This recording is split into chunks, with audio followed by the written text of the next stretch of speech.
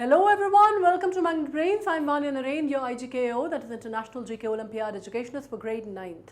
As you can see over here, आज का जो हमारा टॉपिक है बहुत ही सीरियस टॉपिक है जो हम डिस्कस करने वाले हैं। इस टॉपिक के ऊपर जो प्राइसिंग बढ़ रही है ना, फूड इन्फ्लेशन जिसको कहते हैं, ये आप लोग तो अभी छोटे हैं तो आप लोगों को इतना फ़र्क नहीं पड़ता इन सब चीज़ों से, है ना। लेकिन कभी घर पे मम्मी पापा और कोई लोग हों आपके तो उनसे पूछिएगा कि कितनी बड़ी मुसीबत का कारण है और कितना घर में बोलचाल का विषय होता है। नॉर्मली बातचीत होती है कि पहले इतना सस्ता हुआ करता था, अब इतना महंगा हो गया। पहले जो थी जी, टमाटर जो थे ना, आलू टमाटर, वो 2-2 4-4 5-5 रुपए किलो मिलते थे। अभी आप प्राइस देखिए 25-30 रुपए किलो से नीचे प्याज नहीं मिलती, है ना। ये बातें आपने घर में सुनी होंगी, करने वाली तो अभी उम्र नहीं है, बहुत बढ़िया एज में हो कि ये सब चीज़ों की फिक्र करने की ज़रूरत नहीं है दुनियादारी की। अभी मम्मी पापा घर के बड़े बैठे हुए हैं, लेकिन ये सुना ज़रूर होगा, है ना, कि पहले टमाटर जो थे मारे मारे फिरते थे, 5-5 रुपए किलो में लोग खरीदते थे, 2-2 रुपए किलो में, और आज देखिए 60 रुपए किलो चल रहा है ना। तो ये सब जो बातें हैं आज हम उन्हीं के बारे में डिस्कस करने वाले हैं, क्योंकि बहुत बड़ा मुद्दा है, बहुत ज्वलंत मुद्दा है, बहुत चिंताजनक मुद्दा है,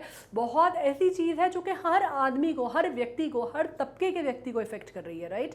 तो आज हम बात करने वाले हैं फूड इन्फ्लेशन की अपनी शॉर्टी नोट सीरीज़ में। और शॉर्टी नोट सीरीज़ आपको मालूम है, एक हमारा एक ऐसा सेगमेंट है जिसमें हम हर चीज़ के बारे में बात करते हैं। हम कोई या तो कोई स्टैटिक जीके का टॉपिक ले लेते हैं जो हमें मालूम है कि भाई इसके बारे में जानकारी होना या नॉलेज होना आपको बहुत ज़रूरी है क्योंकि आप IGKO के स्टूडेंट्स हैं, या फिर हम कोई ऐसा टॉपिक ले लेते हैं जो कि बहुत कंटेम्प्रेरी होता है, ज्वलंत होता है या कंटेक्चुअल होता है, मतलब अभी हाल में ऐसी कोई चीज़ होती है या हो रखी है जिसके ऊपर इस पर बात करना या चर्चा करना बहुत ज़्यादा अनिवार्य हो गया है, ज़रूरी हो गया है, आवश्यक हो गया है, ठीक है। तो ये आज जो हम बात करने वाले हैं ये एक ऐसे ही टॉपिक के ऊपर है कि एक सबसे बड़ी बात मैं आपको समझा दूँ कि ये जो बातें की जाती हैं कि पहले इतना सस्ता था अब इतना महंगा हो गया, पहले इतना था अब इतना हो गया। आपके घर में कोई दीदी अगर खाना बनाती हैं या कोई आंटी आती हैं जो खाना वाना बनाती हैं और वो कहती होंगी आपसे कि बाबा या बेबी, जो भी आपको कहते होंगे, अब तो बाबा बेबी वैसे नहीं है, आप लोग थोड़े बड़े हो गए हैं, लेकिन स्टिल इसी तरह से संबोधित किया जाता है ना। मतलब मेरे घर में जो आंटी खाना बनाती थी जब मैं छोटी थी, छोटी क्या थी, मतलब कॉलेज वॉलेज में पढ़ती थी, तब भी वो मुझे ऐसे ही बोलती थी, बेबी खाना खा लो, तो बेबी खाना खा लो, तो वो मुझे इसी तरह से संबोधित करती थी, ठीक है। तो वो अक्सर ये अभी भी जो हमारे घर में काम करती हैं, जो खाना बनाती हैं, वो मेरे बच्चों कई बार बोलती हैं, तुम लोगों को मालूम है इतनी प्याज अभी तक इतनी सस्ती मिल रही थी, मुझसे कहती है दीदी आपको मालूम है इतनी महंगी हो गई प्याज, इतने महंगे हो गए टमाटर, आजकल हम लोग खा नहीं पाते। तो मैं उसको, आप जब आपसे कोई इस तरह की बात बोले तो आप उसको ये समझा सकते हैं कि ये जो फिनोमेना है ना, सब्जियों के महंगे होने का या खाने पीने की जो पदार्थ है उनके महंगे होने का, इसको बेसिकली कहा जाता है फूड इन्फ्लेशन, ठीक है। तो आज हम डिस्कशन करने वाले हैं फूड इन्फ्लेशन पे। और जैसा कि आपको मालूम है कि मैग्नेट ब्रेन्स के आप स्टूडेंट्स हैं और यहाँ पे आपको पढ़ाई करने के लिए कोई फीस नहीं देनी होती, कोई सब्सक्रिप्शन नहीं देना होता, कोई पैकेज परचेज नहीं करना होता, ऐसी कोई झंझट नहीं है। आपको मिलती है quality education free of cost घर बैठे हुए। तो आपको करना क्या होता है, क्या करना होता है, कुछ तो आपको एक्सपेक्टेशन होता है, there are no free lunches in the world, सुनिए ये कहावत। तो इसके लिए आपको करना ये होता है, the price that you have to pay is that you have to be attentive. आपको पढ़ाई लिखाई बहुत बढ़िया तरीके से, बहुत अच्छे वे में करनी है, क्योंकि एक तो आपको एक कंसेप्ट समझना ज़रूरी है, दूसरा आपके IGKO के एग्जाम की जो आगे है डेट आ गई है, तो अब हमारे पास बहुत ज़्यादा टाइम नहीं है कोताही बरतने का, ठीक है। तो अब अपन वैसे टॉपिक्स करेंगे जो हमें मालूम है कि बहुत ही ज्वलंत है, करंट अफेयर्स का हिस्सा है, करंट अफेयर्स हम साथ में कर ही रहे हैं, तो हम वो वाले टॉपिक्स भी करेंगे, कंसेप्ट हमारा साथ में चल ही रहा है, लाइफ स्किल्स का हम काफ़ी कुछ कर चुके हैं, राइट। तो जल्दी से फटाफट विदाउट वेस्टिंग एनी टाइम अपन बात कर लेते हैं शॉर्टी नोट सीरीज में फूड इन्फ्लेशन के ऊपर। अब बेसिकली बात क्या हो रही है, द कंज्यूमर प्राइस इंडेक्स जिसको CPI कहते हैं, ये क्वेश्चन आपसे पूछा जा सकता है, इंपॉर्टेंट क्वेश्चन भी है कि एक्चुअली क्या होता है कि अगर हम ये बात करें ना कि प्राइसिंग जो है ये ट्रैक कौन करता है, कोई तो एक संस्था, कोई ऑर्गेनाइजेशन या कोई तो ऐसा कोई एक मापदंड होगा ना कि जो ये फूड प्राइसिंग, जो रिटेल प्राइसिंग या फूड प्राइसिंग जो बढ़ रही है उसको कोई तो ट्रैक करने का काम करता होगा।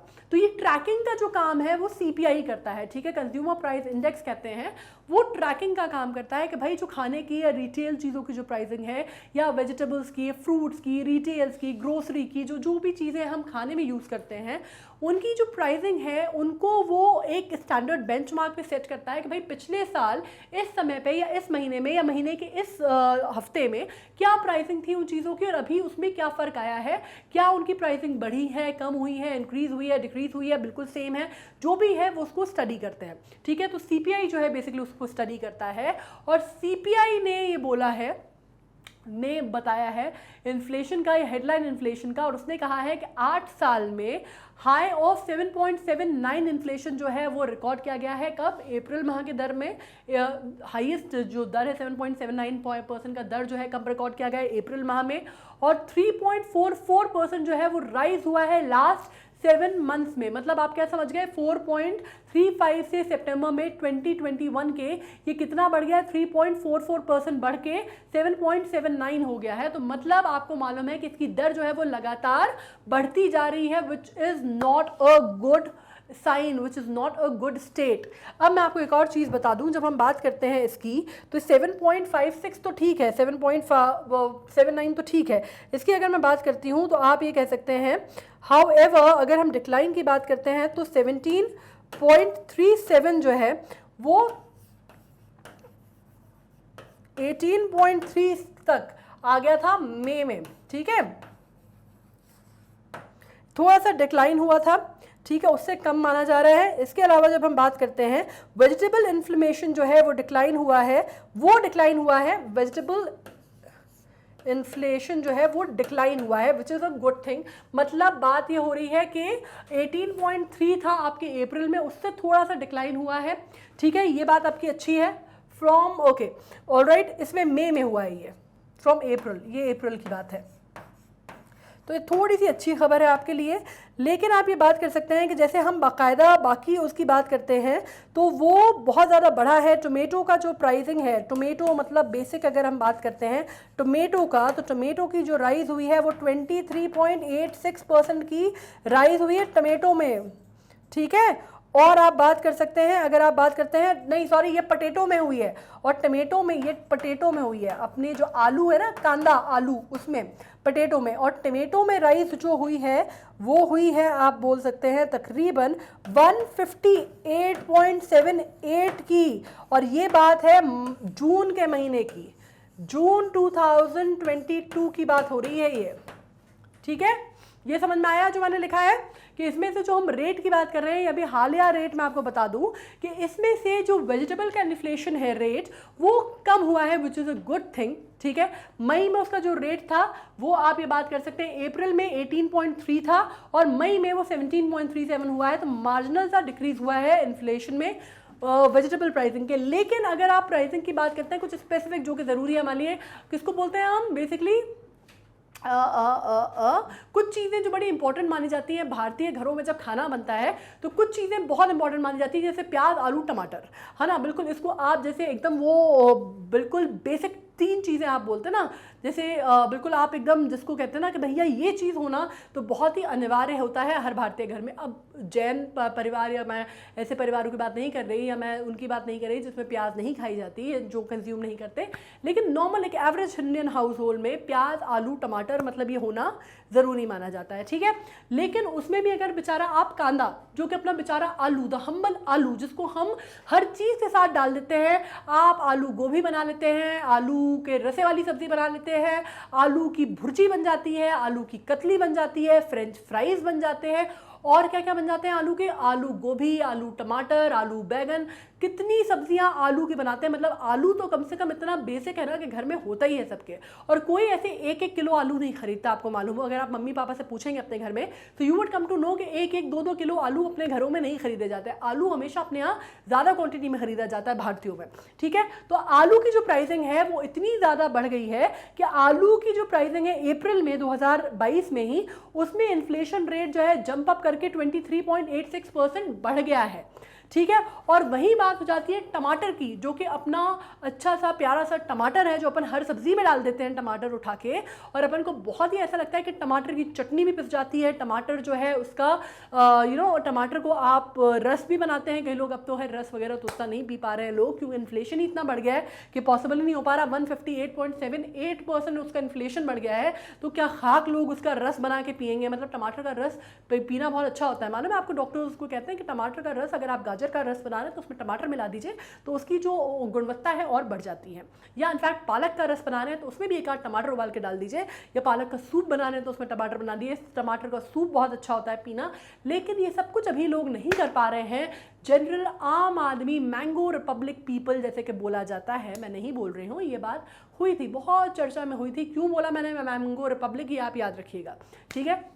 ये आप इसको गूगल कीजिएगा, क्योंकि अगर आपको याद नहीं है कि स्टेटमेंट कहाँ से आया, ठीक है। आम आदमी, जो मिडिल क्लास लोग हैं, वो अब ये भी अफोर्ड नहीं कर पा रहे, बात इसकी हो रही है, राइट। तो और ये रेट जो है ना, ये जून 22 की है, मतलब अभी इनमें इतना इन्फ्लेशन देखा गया है। Got it. अब एक और बात बता दूं मैं कि जब हम फूड इन्फ्लेशन की बात करते हैं तो what do you exactly mean by food inflation, क्या मतलब समझे फूड इन्फ्लेशन का। पूरी बात तो अभी तक समझ गए होगे, लेकिन अगर कोई बोले कि भाई एक्सप्लेन करो फूड इन्फ्लेशन, तो कैसे करोगे। चलो सिंपल सी बात मैं बताती हूँ। फूड इन्फ्लेशन का सीधे सीधी भाषा में मतलब होता है जो खाने की जो चीज़ें हैं, खाने की जो वस्तुएं हैं, चाहे वो फल सब्जी, फूल नहीं खाते हैं, बोला फल फूल सब्जी जाता है, वैसे नहीं, फल सब्जियों के रेट हो, चाहे रिटेल प्राइसिंग हो, वो जब प्राइसिंग बढ़ जाती है तो हम उसको बोलते हैं कि खाने पीने की चीज़ें जो है वो महंगी हो गई हैं। इसको हम बोलते हैं सीधी भाषा में फूड इन्फ्लेशन। इन्फ्लेशन का मतलब क्या होता है, जब बेसिकली परचेसिंग पावर जो है पैसे की वो घट जाती है ना। पहले आप जाते थे, आप 100 रुपए में इतनी सारी सब्जियां खरीद लेते थे, झोला भर के सब्जियां खरीद लेते थे मंडी में जाके, ठीक है। अब 100 रुपए में कुछ भी नहीं आता। 100 रुपए में जाओ तो मात्र 2 सब्जियां आती हैं, क्योंकि चली इतनी महंगी रही हैं। 50-50 रुपए किलो चल रही हैं सब्जियां, तो आज की डेट में आप जाओ 100 रुपए में मात्र 2 सब्जियां आप खरीद पाते हो, राइट। तो इसको हम बोलेंगे फूड इन्फ्लेशन, या प्राइसिंग बढ़ना, या परचेसिंग पावर कम होना पैसे की, राइट। ये कंसेप्ट आ गया समझ में, ये मैं आप बता रही हूँ।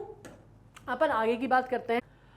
अब basically food inflation in India, inflation जो है मैक्रो इकोनॉमिक्स फिनोमिनल है, ऑब्वियसली ये तो आपको समझ में आ ही गया होगा। मैक्रो इकोनॉमिक्स मतलब माइक्रो और मैक्रो इकोनॉमिक्स, इकोनॉमिक्स के 2 प्रकार होते हैं, हाँ ठीक है। माइक्रो इकोनॉमिक्स, अभी इतना डिटेल में मत जाओ, 9th क्लास में हो। माइक्रो इकोनॉमिक्स और मैक्रो इकोनॉमिक्स बेसिकली इकोनॉमिक्स के 2 विंग्स होते हैं, आप एक तरह से कह सकते हो। तो ये मैक्रो इकोनॉमिक्स का हिस्सा है, और इसमें बात क्या हो रही है, बेसिकली रिप्रेजेंट करता है general rise in goods and services prices and economy over time. मतलब एक ड्यूरेशन में कोई भी एक टाइम पीरियड देख लिया जाता है और उसमें एनालाइज किया जाता है कि क्या चेंजेस आए हैं, ठीक है। मतलब क्या आप एक चीज़ है सिंपल सी, है ना। अगर मैं बोलती हूँ किसी चीज़ को बहुत अच्छा, ये वो पहले से बहुत बेटर हो गया है, तो कैसे बेटर हो गया है, आपको कोई तो एक कंटेक्स्ट चाहिए ना। या अगर मैं एक जनरल स्टेटमेंट बोलती हूँ कि वो बहुत बेटर हो गया है, ठीक है, पहले से बेटर बोल दिया तो मैं समझ में आ गया आपको। अगर मैंने कहा कोई चीज़ बहुत बेटर हो गई है, तो आपको कैसे पता, क्योंकि कोई तो आप कहेंगे ना कब से बेटर हो गई है, किससे बेटर हो गई है, कुछ तो कंपेरेटिव होगा। या तो आप कहीं ना कहीं कोई तो एक बेंचमार्क रखेंगे, स्टैंडर्ड रखेंगे ना कि इससे बेहतर हुआ है।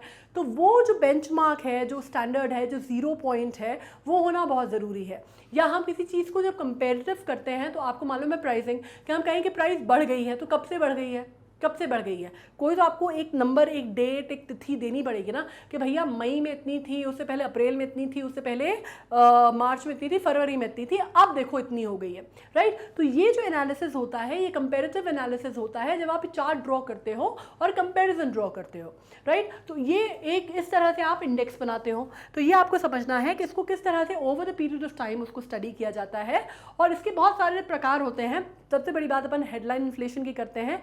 हेडलाइन इन्फ्लेशन जो होता है वो रिप्रेजेंट करता है क्या, वो रिप्रेजेंट करता है change in value of goods in the basket. जैसे कि लास्ट जो थी वो रिलीज किसके द्वारा की गई थी, नेशनल स्टैटिस्टिक्स ऑफिस, जो कि NSO है।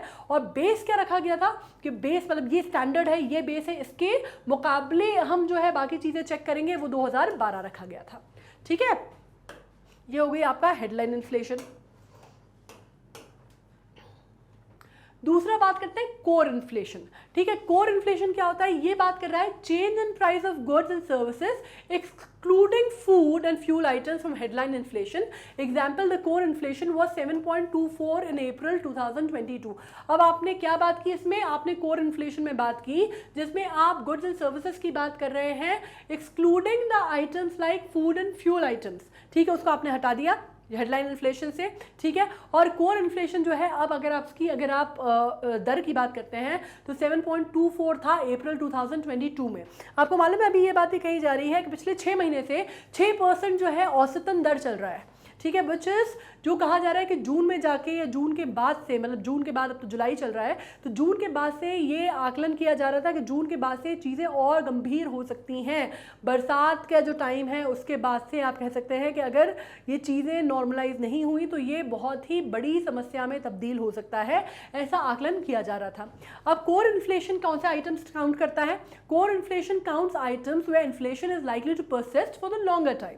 ठीक है, मतलब बहुत ज़्यादा डायनेमिक फ्लक्चुएशन नहीं होगा, जहाँ पे प्राइसिंग जो है थोड़े लंबे टाइम तक के लिए स्टेबल रहेंगी, बढ़ी हुई रहेंगी तो बढ़ी हुई रहेंगी, लेकिन लंबे समय तक के लिए रहेंगी, परसिस्टेंट रहेंगी, एकदम उछाल नहीं आएगा, ऐसा ऐसा ऐसा ऐसा ऐसा ऐसा ऐसा ग्राफ नहीं चलेगा, राइट, थोड़ा सा स्टेबल ग्राफ चलेगा।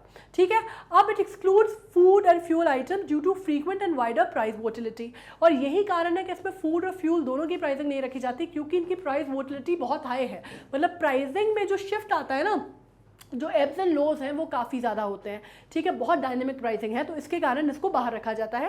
अब due to seasonability and irregular shocks, मतलब क्यों, अब फूड के आइटम्स तो आपको मालूम है कि बारिश, पानी, बहुत सारे ऐसे वेदर कंडीशंस हैं जिसपे बहुत ज़्यादा निर्भर करता है, राइट, तो आपकी सीजनलिटी उसका एक बहुत बड़ा हो जाता है, और रेगुलर शॉक्स भी हो जाता है, जैसे कि रेन हो गया, या आपके जो क्रॉप रोटेशन है उसकी बात आ गई, या आप कह सकते हैं बाढ़ की स्थिति आ गई, या ड्रॉट की स्थिति आ गई। बहुत सारी ऐसी स्थितियाँ हैं जो नेचुरल क्लाइमेट पे या नेचुरल कंडीशंस पे भी निर्भर करता है, राइट, तो इसको वॉलेटिलिटी जो है इसकी वजह से इसमें ज़्यादा हाई हो जाती है, तो उसको अपन बाहर रख देते हैं। ठीक है, प्राइस वेरिएशन भी बहुत ज़्यादा हो जाता है, स्पेशली ऑफ पेरिशेबल कमोडिटीज़, जैसे टमेटोज, या आप कोई ऐसी चीज़ बात करते हैं जैसे धनिया फॉर एग्जाम्पल, राइट, आप हरा धनिया अगर खरीद के लाते हैं, या मिंट खरीद के लाते हैं, या हर्ब्स लेते हैं, या टमेटो लेते हैं, व्हाटएवर, या फ्रूट्स लेते हैं, राइट, तो ये पेरिशेबल आइटम्स है ना, ये पेरिशेबल आइटम्स को आपको थोड़ा अलग रखना पड़ेगा, क्योंकि इनकी प्राइसिंग जो है बहुत डायनेमिक हो जाएगी over the period of time, right, और कॉमन ये बहुत ज़्यादा होती है, तो उनकी प्राइस वेरिएशन भी इस वजह से बहुत ज़्यादा देखी जाती है कि कितना डिमांड है और कितना सप्लाई है मार्केट पे, ये बहुत ज़्यादा चीज़ें चेंज करती हैं इनको।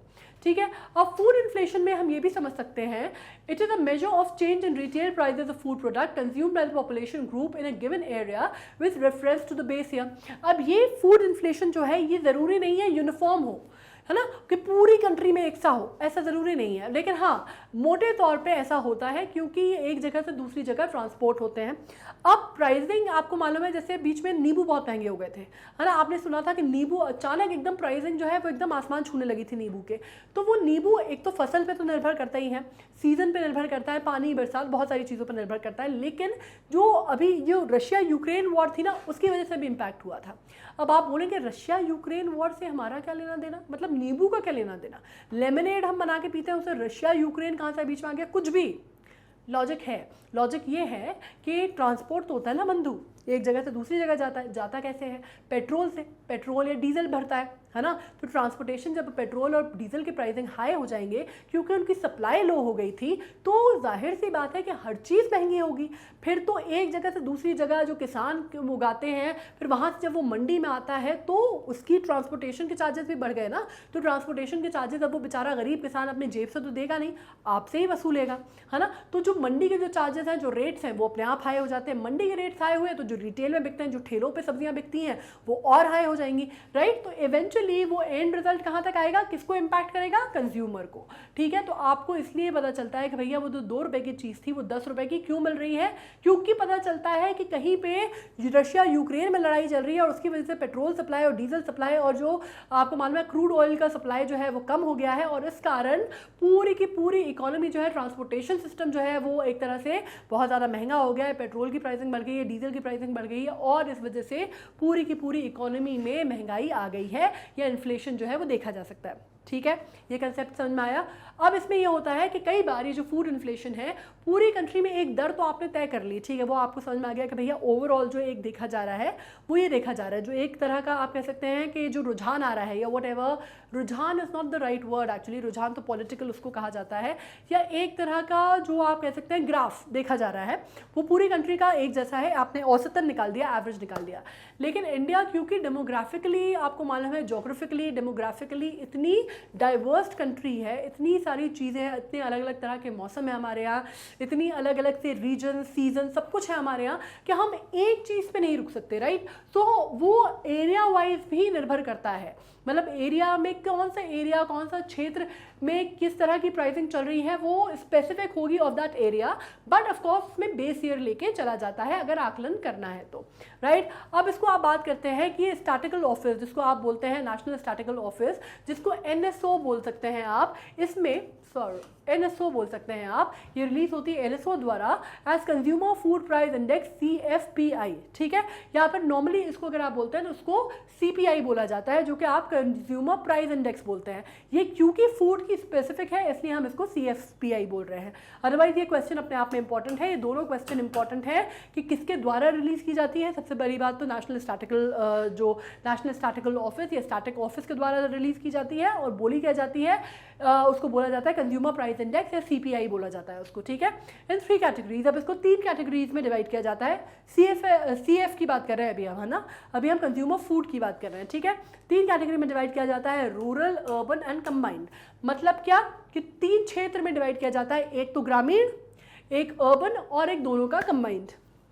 अब ऑल इंडिया बेसिस जो है इसका वो मई 2014 मान के चल रहे हैं with base 2012 as the base year. अब इसको क्या किया जाता है, ऑल इंडिया बेसिस जो है वो मई 2014 और with 2012 as the base year, इसके बेसिस पे एनालिसिस हो रहा है। अब लास्ट 6 महीने में जैसे मैंने कहा आपसे, CFPI ने इंक्रीज किया है 0.68% in September 2021 to 8.38% in April 2022 due to rise in various commodities, price in various commodities. तो मैंने आपसे कहा ना 6% पे 6 महीने से, पिछले 6 महीने में 6% की हाइक जो है देखी गई है और यूनिफॉर्म चल रही है, ठीक है। और ये वर्सन हो सकती है ओवर द ईयर्स, ये बोला जा रहा है, over the period of time ये बोला जा रहा है। अब all India consumer price index group क्या है, ठीक है। देखिए मैं इसमें ये भी आपको समझा देती हूँ कि ये फूड की तो हमने बात कर ली, इसमें हमने CFPI की बात की। अब मैं आपको मेजर ग्रुप्स बता देती हूँ जो CPI में है, हम इसको भी कवर कर लें जब हम इतना पढ़ रहे हैं। तो इसमें जो इंडेक्स निकाला जाता है वो हाउसिंग में निकाला जाता है, एपरल प्राइसेस में निकाला जाता है, रेट ऑफ ट्रांसपोर्टेशन में निकाला जाता है कि भैया एयर ट्रांसपोर्ट कितना महंगा हुआ है, कितना सस्ता हुआ है, ट्रेन की टिकट कितनी महंगी हुई है, कितनी सस्ती हुई है। या ट्रेन के बारे में भी आपको पता है, मैं अभी हाल में पढ़ रही थी, आज ही शायद पढ़ रही थी, उसमें था कि अभी नया एक वो कर दिया है कि सीनियर कई ट्रेन्स में आपको मालूम है कि सीनियर सिटीजन का कंसेशन जो हटा दिया गया है ना। अब कई ट्रेन्स में अब ये कर दिया गया है कि जो ट्रेन्स जा रही हैं, स्पेशली जो साउथ इंडिया की तरफ ट्रैवल कर रही हैं, उन ट्रेन्स में कहा जा रहा है कि उनसे शुरुआत की जा रही है कि अब स्लीपर कोच जो होंगे वो मात्र 2 हो जाएंगे नंबर उनके, ठीक है। तो ये एक तरह से आप कह सकते हैं कि एक तरह से चीज़ें जो हैं तब्दील की जा रही हैं, और ये तब्दीली जो है वो आम आदमी के लिए कितनी सही है कितनी गलत है ये तो आप खुद ही इसका जजमेंट कर सकते हैं, you can be a better जज ऑफ इट। लेकिन इस तरह की तब्दीलियाँ आ रही हैं और कई लोगों का, कई जो लोग हैं जो क्रिटिसाइज़ करते हैं, जो कई लोग जो हैं इसके बारे में जिसको एनालाइज करते हैं, उनका कहना है कि भाई ये प्राइवेटाइजेशन का इल इफेक्ट है। खैर अभी वो बात छोड़ते हैं, अपन यहाँ आ जाते हैं ट्रांसपोर्टेशन का। एजुकेशन एंड कम्युनिकेशन को वो करती हैं, चेक करती हैं, तो कितने हो गए, 1 2 3 4। अदर गुड्स एंड सर्विसेज मतलब जनरल, बाकी जो एटसेट्रा वाला पार्ट है ना, वो करती हैं, ठीक है। तो ये हो गया 5। रिक्रिएशन के जो है वो है किस तरह का है, किस तरह के रिक्रिएशनल एक्टिविटीज़ देश में हो रही हैं, पहले से ज़्यादा हो रही है, कम हो रही है, वो एनालाइज करता है। Medical care, of course medical care के मेडिकल की गुणवत्ता कितनी बढ़ी है, कितनी कम हुई है। हेल्थ केयर सेक्टर ये बहुत ही इंपॉर्टेंट हो गया, specially because of the pandemic and the Covid. ये आप जानते हैं। फूड एंड बेवरेजेस जिसको हमने स्पेसिफिकली इसमें नाम दिया है कंज्यूमर फूड प्राइस इंडेक्स का, ठीक है। अब इसमें बात कर लेती हूँ मैं all India consumer price index के ग्रुप्स क्या है फूड में, है ना, इन द फूड कैटेगरी, मतलब CFPI की बात कर लेते हैं अपन। ऑलराइट, इसमें बात कर लेते हैं फूड एंड बेवरेजेस जो है, इसके अंदर अगर आप बात करते हैं ये पूरा 45.9% वेटेज है इसका। इसके अलावा इसमें कौन कौन से आ जाते हैं, पैन, टोबैको एंड इंटॉक्सिकेंट्स जो है 2.4% वेटेज है।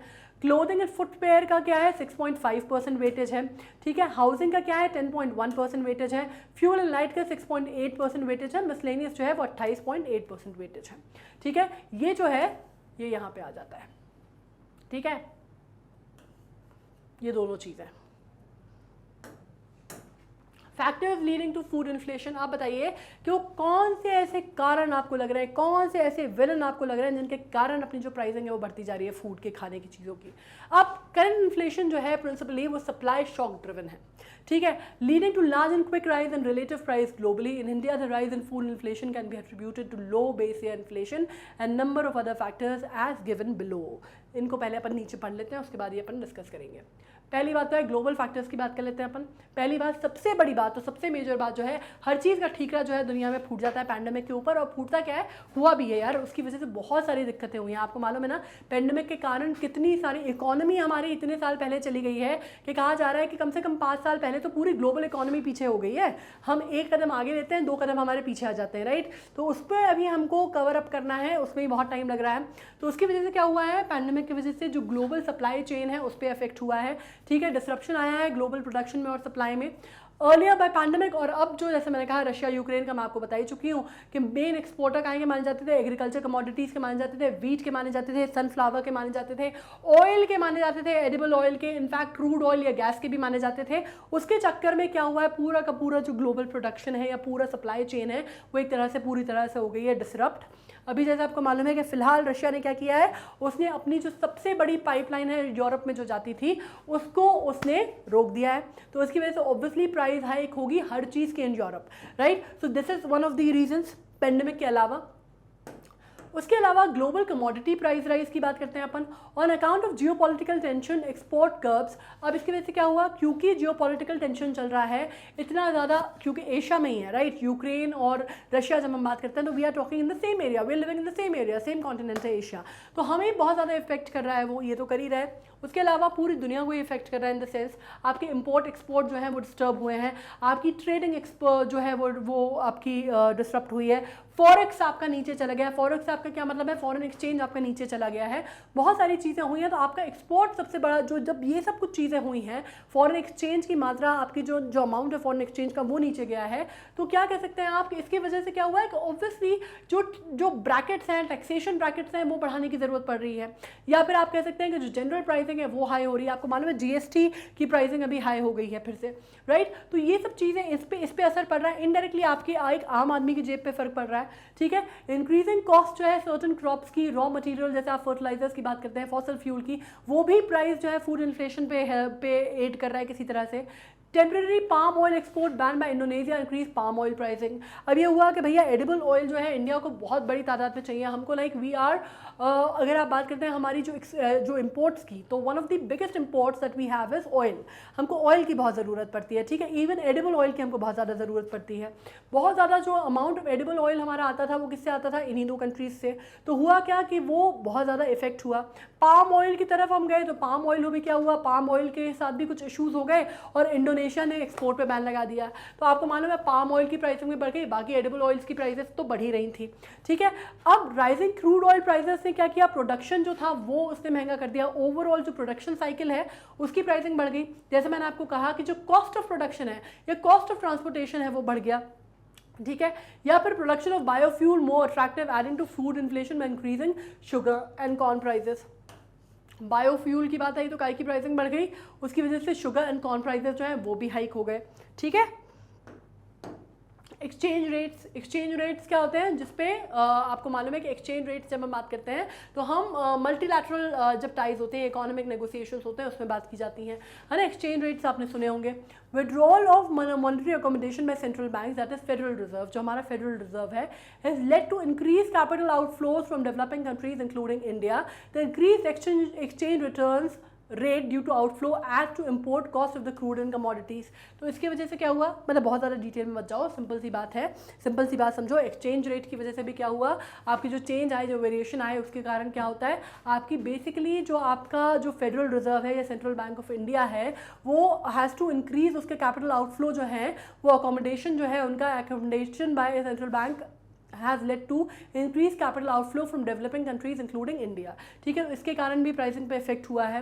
Climate change impact, climate change तो आपको मालूम ही है, the impact of extreme weather event, जिसमें हीट वेव की बात कर लीजिए, फ्लड की बात कर लीजिए, due to climate change is increasing. अब as per IPOC report, with every 1 degree Celsius rise in temperature, wheat yield across the world are likely to suffer by about 5 MMT। आप समझ रहे हैं, मतलब अगर 1% की बात करें, 1 डिग्री सेल्सियस की अगर बढ़ता है वर्ल्ड का टेम्परेचर या आपका टेम्परेचर ऊपर जाता है तो कितना इफेक्ट होता है व्हीट यील्ड को across the world? 5 MMT, million metric tonne. Demand supply mismatch, domestic factors क्या होते हैं? डोमेस्टिक फैक्टर्स सबसे पहले अपन ये मान लेते हैं कि डिमांड सप्लाई मिसमैच है, कि भैया डिमांड और सप्लाई जो है वो मैच ही नहीं कर रही, इक्विलिब्रियम जो है वो कहीं से बैठ ही नहीं रहा, ठीक है, कोई समन्वय जो है वो बैठ ही नहीं पा रहा, ये वाली बात है। अब इंडिया को अगर आप बात करते हैं तो ज़्यादातर जो हमारी फूड सप्लाई है, फूड ग्रेन्स हैं, उसमें हम सेल्फ सफिशेंट हैं, हमारे यहाँ इनफ होता है कि हमारी रिक्वायरमेंट को मीट कर जाए। लेकिन कई बार तो इनफैक्ट हमें डंप भी करना पड़ता है, आपको मालूम है, ओशंस वगैरह में, ठीक है, तो उसकी बात नहीं हो रही है। लेकिन सबसे बड़ी जो प्रॉब्लम है हमारे साथ, कुछ चीज़ें जो है हमें इंपोर्ट करनी पड़ती है ऑफकोर्स, मतलब क्योंकि जो पॉपुलेशन इतनी ज़्यादा है हमारे यहाँ कि कई बार वो दिक्कतें हो जाती हैं because of the pressure of the population, that's why we have to go for the import, right. लेकिन एक कमोडिटी जो है जो हमें बहुत ज़्यादा इंपोर्ट करनी पड़ती है, जिसको हम बोलते हैं सॉरी एक कमोडिटी जो हमें बहुत ज़्यादा इंपोर्ट करनी पड़ती है और जो ज़रूरी है, मतलब बहुत ही अनिवार्य है, उसके बिना खाना बन ही नहीं सकता, वो है oil, edible oil, cooking oil, ठीक है।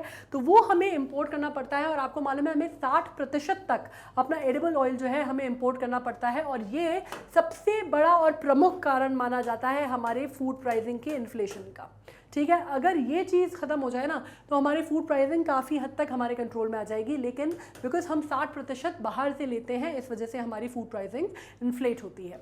अब rising input and marketing cost, अब जाहिर सी बात है कि जब इतने बड़े स्तर पे खेती होती है, बाकी सारी चीज़ें भी, टेक्नोलॉजी भी बहुत एडवांस हो गई है, आपको मालूम है कि क्रूड ऑयल की जो प्राइसिंग है वो बढ़ गई है, ट्रांसपोर्टेशन एज आई सेड, कि जो आपकी जो खेती की जाती है, जो आपको वो की जाती है, जो फर्टिलाइजर्स यूज़ किए जाते हैं, पेस्टिसाइड्स यूज़ किए जाते हैं, ड्रोन जो यूज़ किए जाते हैं, किसान ड्रोन्स वगैरह जो आ गए हैं, उनकी अगर आप प्राइसिंग जोड़ते हैं, अगर आप बात करते हैं जब वो की जाती है, क्या बोलते हैं उसको, जुताई की जाती है खेतों की, है ना, तो उसके लिए आपको जो लेबर इंटेंसिव मशीनरीज वगैरह चाहिए होती हैं, पेट्रोल वगैरह उसमें लगता है, डीजल लगता है, बहुत सारी चीज़ें उसमें लगती हैं। तो क्योंकि ये जो कमोडिटीज़ हैं इनकी प्राइसिंग बढ़ती जा रही है, तो जाहिर सी बात है कि जो आउट एंड आउट प्रोडक्ट होगा वो कोई भी किसान या कोई भी व्यक्ति, व्यापारी अपनी जेब से नहीं भरेगा, वो कहीं ना कहीं कंज्यूमर्स से ही लिया जाएगा। तो इसकी वजह से भी जो प्राइसिंग है वो फाइनल प्राइस, जो फाइनल आउटपुट है वो इन्फ्लेट हो रहा है, ठीक है। This is one of the reasons. इसके अलावा अगर हम बात करते हैं मिनिमम सपोर्ट प्राइस या MSP की या प्रोक्योरमेंट कॉस्ट की, तो RBI found a clear impact. RBI ने जब उसकी तहकीकात की, स्टडी की, तो उसने पाया कि बहुत क्लियर इम्पैक्ट है इन्फ्लेशन का to MSP and its impact gets stronger as a government assures procurement.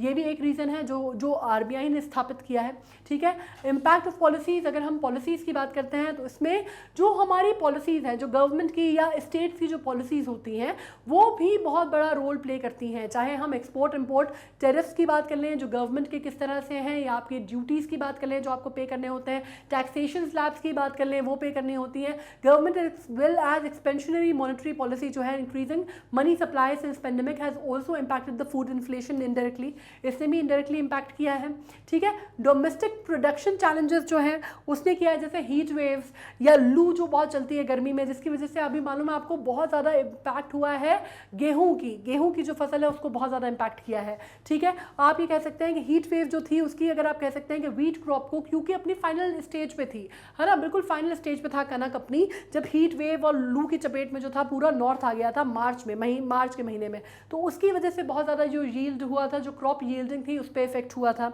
ठीक है।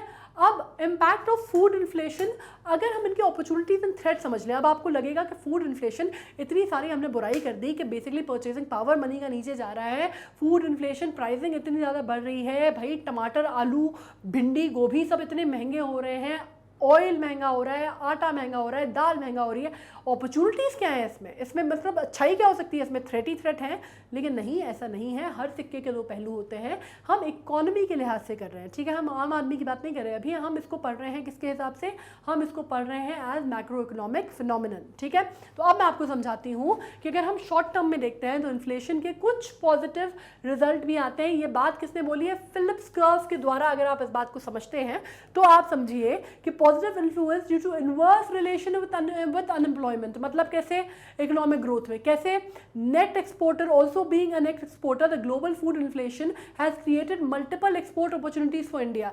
क्योंकि कई मामलों में आपको मालूम है, यहाँ पे अभी कॉटन की बात हो रही थी, इंडिया का जो एक्सपोर्ट है वो हाईएस्ट गया है कॉटन का, ठीक है, आज तक कभी नहीं हुआ कि इतना हाईएस्ट गया है हमारा। अब इंडिया क्योंकि एक्सपोर्टर है एग्रीकल्चर की यील्ड के बारे में या एग्रीकल्चर प्रोडक्ट से रिलेटेड, तो हमारे लिए उसका एक्सपोर्ट जो है वो हायर हुआ है, क्योंकि वर्ल्ड में फूड इन्फ्लेशन है, सिर्फ इंडिया में नहीं है, ठीक है। इंडिया एग्रीकल्चरल एक्सपोर्ट जो है वो $50 billion for the first time in financial year 2022 में आया है, based in record food grain export such as wheat export of $2.1 billion in the financial year of 2022 which is $5.56 billion in financial year 2.1 की बात कर लें तो कितना बढ़ा है आप सोचिए, ठीक है। फाइनेंशियल ईयर 21वें उसमें फाइनेंशियल ईयर में हमारा था 0.56 और अभी हो गया 2.1 बिलियन, तो कितना ज़्यादा हुआ है? काफ़ी है, काफ़ी ज़्यादा, ऑलमोस्ट डबल से ज़्यादा की ग्रोथ है, ठीक है। तो आप कह सकते हैं हमारा एक्सपोर्ट बढ़ा है इसमें वीट का। It can also help in bringing the much needed private investment in agriculture sector, improving the agriculture supply chain and doubling farmers income. इसमें यह भी हो सकता है कि क्योंकि एक्सपोर्ट बढ़ेगा तो नए नए एक्सपोर्टर्स आएंगे। जाहिर सी बात है, जब किसी चीज़ में फ़ायदा है, मुनाफा दिखेगा, तो बिजनेस जो है वो बिजनेस पैसा पैसे को खींचता है, ठीक है। अगर पैसा दिख रहा है, मुनाफा दिख रहा है, तो क्या होगा? इन्वेस्टमेंट, जो प्राइवेट इन्वेस्टमेंट है वो बढ़ेंगे। प्राइवेट इन्वेस्टमेंट बढ़ेंगे एग्रीकल्चर में, तो क्या होगा? एग्रीकल्चर सेक्टर में जाहिर सी बात है कि एग्रीकल्चर की जो इकोनॉमी है, एग्री बेस्ड इकोनॉमी जो है वो बूस्ट पे आएगी, वो बूस्ट पे आएगी, लोगों का प्राइवेट पैसा लगना चालू होगा, सप्लाई चेन जो है वो इंप्रूव होगी, और इससे क्या होगा? फार्मर्स की जो इनकम है वो अच्छे से बढ़ेगी। फार्मर्स की इनकम मतलब जो भी लोग इसमें इन्वॉल्व हैं, जो भी इस बिजनेस में इन्वॉल्व है, उनकी इनकम बढ़ेगी। फार्मर्स तो बेचारे किसान तो अपने यहाँ कहाँ उनको इतना मिलता है, बीच के लोग बिचौलिया वगैरह ज़्यादा ले लेते हैं, ठीक है। लेकिन अगर ऐसा होगा तो फार्मर्स को फायदा होगा, ठीक है। अब इसमें बात कर लेते हैं, it can help the government in meeting the debt, its debt obligation as inflation allows the government to meet fiscal deficit target due to rise in nominal GDP, ठीक है। ये सब कुछ आप समझ गए क्यों हो रहा है? क्योंकि मुनाफा हो रहा है ना, एक्सपोर्ट बढ़ेगा, पैसा आएगा, फॉरेन एक्सचेंज आएगा, तो आपके पास क्या होगा? जैसे जैसे फॉरेन एक्सचेंज आएगा तो आपका जो फिस्कल आपको मालूम है डेफिसिट है वो भी आप किसी तरह से कवर कर पाएंगे, ये भी एक चीज़ है, ठीक है। आपके डेट ऑब्लिगेशन जो है वो आप काफ़ी हद तक वो भी कंट्रोल कर पाएंगे, as inflation allows the government to meet fiscal deficit के जो टारगेट है वो अपने मीट कर पाएगा, ठीक है। जीडीपी नॉर्मलाइज हुई है हमारी due to rise in nominal GDP, आपको मालूम है ये चीज़ है। आपको जीडीपी आपको मालूम है कि हमारी जीडीपी बहुत ज़्यादा सफ़र हुई है पैंडेमिक में, not to say, as I always say, not to say कि पहले बहुत अच्छे हालात थे, वैसे भी गिरी रही थी जीडीपी, लेकिन अब तो बहुत ज़्यादा हो गया।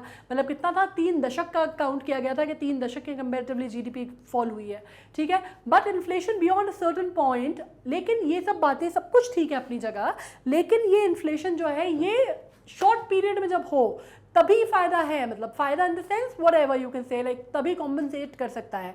अगर ये लंबे टाइम तक चल गया, लंबे ड्यूरेशन में खिंच गया ये, तो फिर इसके अदर साइड या फ्लिप साइड ज़्यादा है, ठीक है।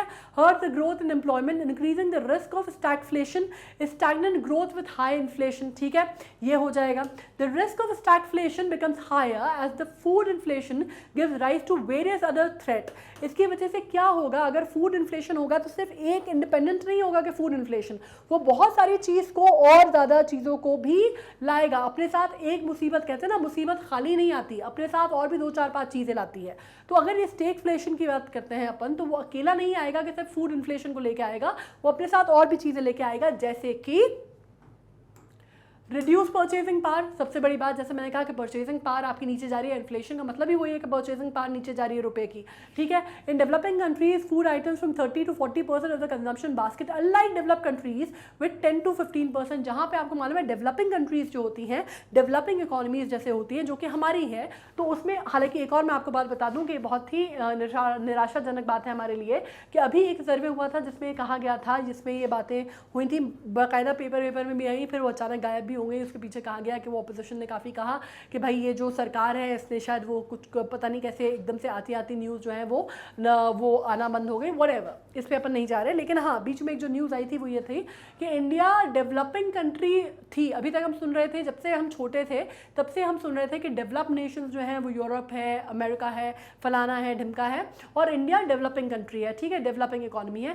पहली बार इस तरह का कोई एक रिपोर्ट आई थी जिसने ये कहा कि अभी देखा जाए तो अगर आप डेवलपमेंट डेवलपमेंट के स्तर के हिसाब से देखते हैं या दर के हिसाब से देखते हैं तो इंडिया फॉल नहीं कर पा रही, वो कहीं ना कहीं वो स्पेक्ट्रम से ऑफ द डेवलपिंग नेशन से बाहर चली गई है। तो ये बहुत ही निराशाजनक बात थी, ठीक है। लेकिन खैर अभी उस रिपोर्ट को हम दरकिनार करते हैं। अभी हम ये मान के चलते हैं that India is a developing country still, और हम ये मान लेते हैं कि डेवलपिंग कंट्रीज़ में आपका जो फूड आइटम्स पे जो कंजम्पशन है आपका वो होता है 30 से 40%, और डेवलप्ड कंट्रीज़ में यही जो अमाउंट है 10 to 15% होता है, ठीक है।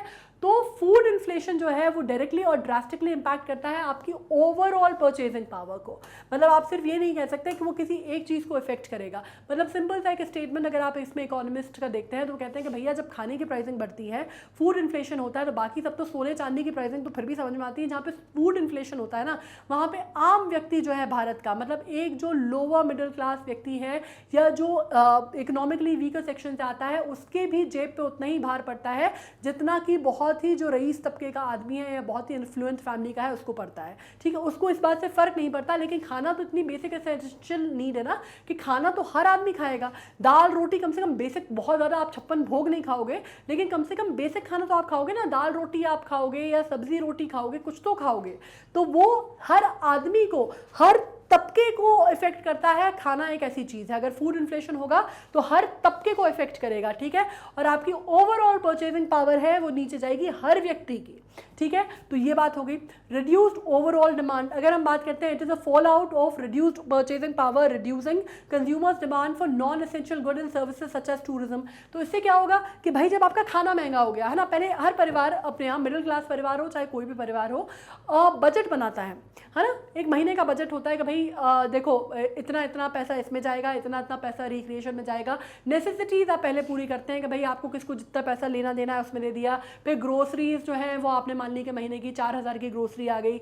सब्जियां कितनी हो गई, महीने की 2000 की सब्जी आ गई। दूध कितना हुआ, महीने का 3000 का दूध आ गया, फॉर एग्जाम्पल, है ना। ये कोई स्टैंडर्ड वो नहीं बोल रही हूँ, but this is how a basic middle class house hold ये अपना बजट बनाता है, ठीक है। अब अगर इसमें आपने 2000 में जो सब्जियां आ रही थी या 4000 में जो किराना आ रहा था, अब अगर पता चला कि भाई फूड इन्फ्लेशन की वजह से ये ब्रैकेट बढ़ गया कि वो 4000 में जो किराना आ रहा था अब आपको 6000 में आ रहा है, और 2000 में जो सब्जी आ रही थी वो 4000 में आ रही है, तो पैसा तो उतना ही है, इनकम तो उतनी है, आपकी इनकम तो नहीं बढ़ी ना उस हिसाब से, इनकम तो उतनी है। तो अब क्या होगा, बाकी चीज़ों में जो आप पैसा खर्च कर रहे थे वो कम हो जाएगा।